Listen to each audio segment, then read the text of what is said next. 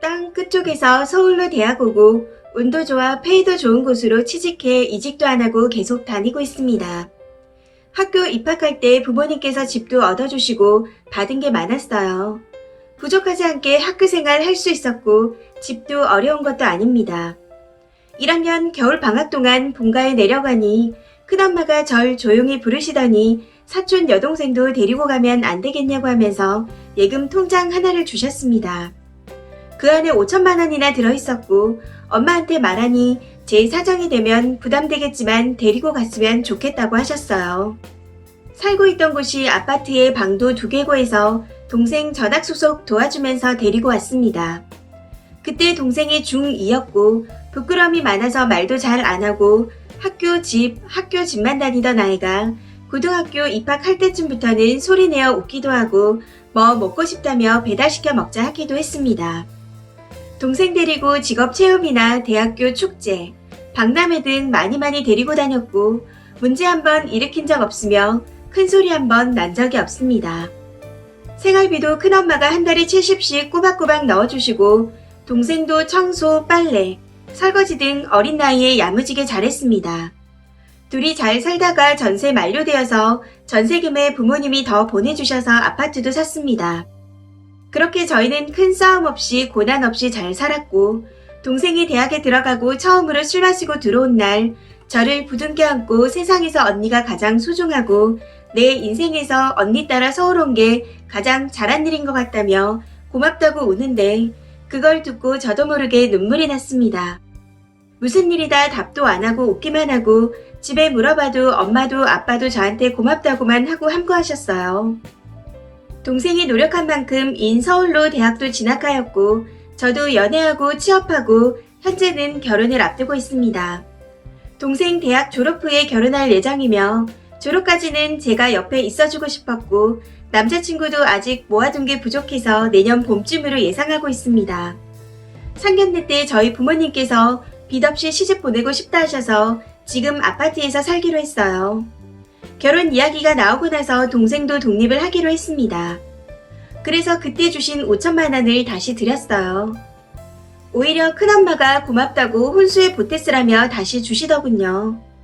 동생이 유럽여행 가고 싶다 하여 동생에게 다시 줬습니다. 결혼해서도 가까이 살고 싶었지만 큰 집에서 이미 집을 마련해 두었더라고요. 여기까지는 좋았습니다. 그런데 예비 시댁에서 이상한 소리를 하시더라고요. 저보고 시누이를 데리고 살라고 하십니다.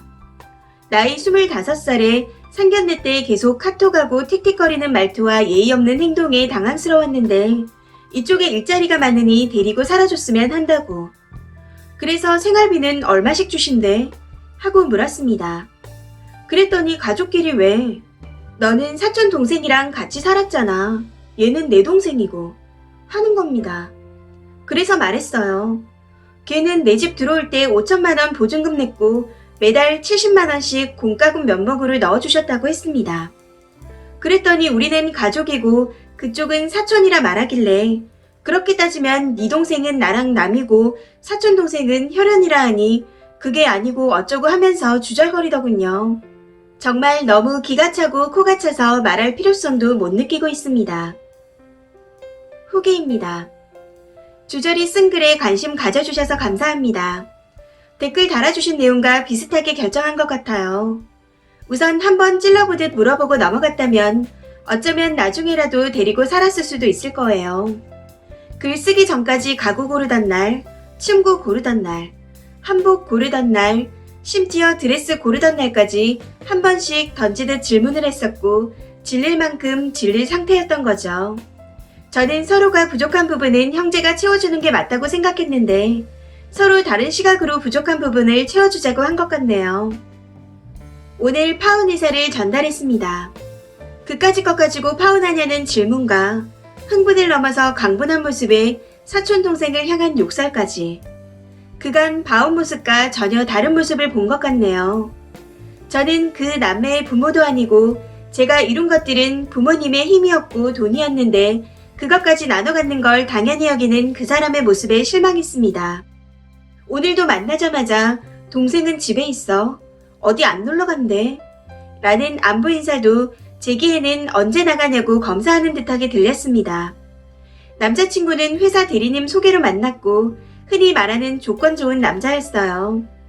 공기업에 다녔고 가장 큰 호감을 가졌던 부분은 거의 10년간 장애아동 생활시설에 가서 자원봉사하던 모습과 말 한마디 한마디를 굉장히 예쁘게 하는 거였습니다.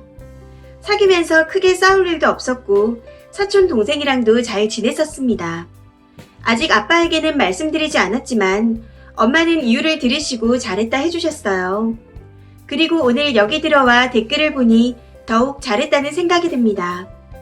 그래도 만났던 시간과 추억이 있어 그런지 괜찮지만은 않네요.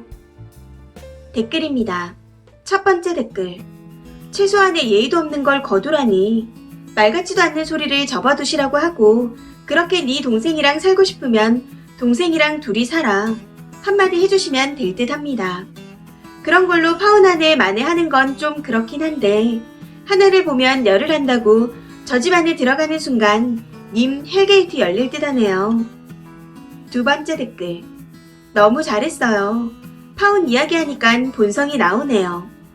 장애시설 10년 넘게 봉사한 거랑 인격은 완전 다른 차원의 것입니다. 이래서 결혼 전에 서로 못볼꼴을 좀 봐야 이 사람이 어떤 사람인가 대충 그림이 그려진다는 거예요. 글쓴이 너무 똑부러지게 잘했네요. 마음 잘 추스리고 본인의 자리에서 열심히 살면서 인생을 즐기다 보면 반드시 좋은 인연 만나게 될 겁니다. 원래 똥차가고 새차가 오는 거예요. 화이팅입니다. 세 번째 댓글. 그럼 가족이니까 글쓴이가 돈을 더 가져도 아깝지 않으니 1억에 월 100만원씩 주시면 되겠네요. 가족인데 님에게 주는 돈이 아까울 리가요. 만약 아깝다면 가족이란 말은 거짓말이죠. 네 번째 댓글. 지네 집도 아니면서 무슨 돈도 없는 주제에 공짜로 지동생을 데리고 살재요. 남친님아, 어디 그래서 결혼은 하겠냐? 다섯 번째 댓글. 참 사람이 바르게 컸네요. 자신이 가진 것이 부모의 도움이었다는 걸 알고 고맙게 여긴다는 거에 인성이 바르다고 생각했고 특히 큰어머님이 자신의 딸을 맡기면서 보증금 5천만원과 매달 빠지지 않고 70만원씩 준다는 게 조카니까 다음 달에 같이 넣어주지 하는 마음도 있을 건데 부모님도 그렇고 큰어머니도 그렇고 참 집안의 인성이 좋으십니다. 잘 사실 거예요. 좋은 남자 만나세요. 이 사연은 여기까지입니다. 시청해주셔서 감사합니다.